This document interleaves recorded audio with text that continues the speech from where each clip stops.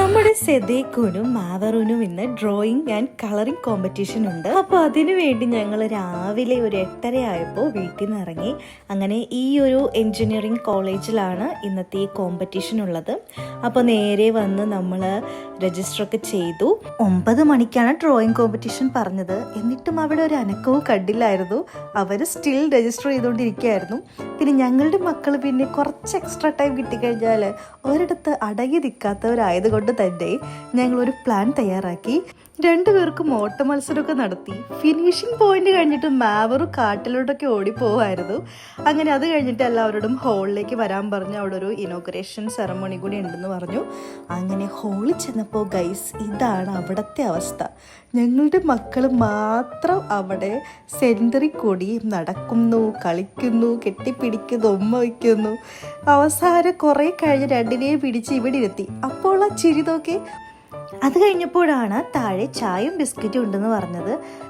അങ്ങനെ ചായയും ബിസ്ക്കറ്റും എടുത്തപ്പോൾ രണ്ട് വഴിക്ക് പോയി. ഒരുത്തൻ ഒരു മൂലയ്ക്ക്, അടുത്തവരൊരു തെങ്ങിൻ്റെ തടിയുടെ പുറത്ത് കയറി ഇരിക്കുന്നുണ്ടായിരുന്നു.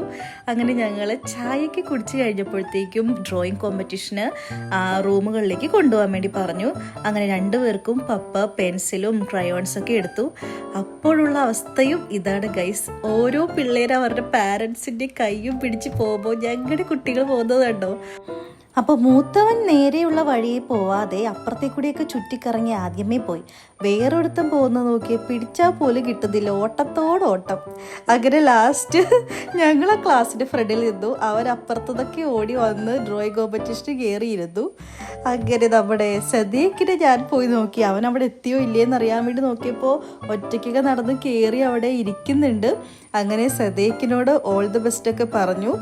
ഞങ്ങൾ പതിയെ അവിടെ ഒന്ന് ചുറ്റിക്കറങ്ങി നടന്നു.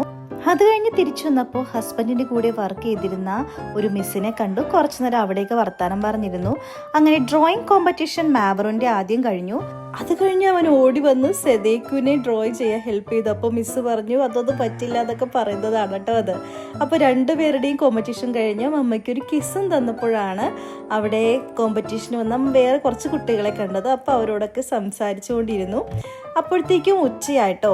ഞങ്ങൾ ലൈനിൽ നിൽക്കുമ്പോഴേക്കും മാവറും സദേക്കും ഇടയിൽ കൂടെയൊക്കെ കയറി ഫുഡ് വാങ്ങി ഫുഡടി തുടങ്ങി. ഞാൻ പോയി മാവറുവിനെ വിളിച്ചപ്പോഴുള്ള എക്സ്പ്രഷനാണ് കേട്ടോ ഇത്. അവൻ്റെ കാര്യം നോക്കി ഇഷ്ടമുള്ള ഒരു സ്ഥലത്ത് പോയിരുന്നു. അപ്പോൾ നോക്ക് നമ്മുടെ സദേക്കും ആണെങ്കിൽ എരിഞ്ഞിട്ട് ഒരു കണക്കിനാണ് ഫുഡ് കഴിച്ചുകൊണ്ടിരിക്കുന്നത്. അപ്പോൾ ബാക്കി വിശേഷങ്ങൾ നെക്സ്റ്റ് വീഡിയോയിൽ.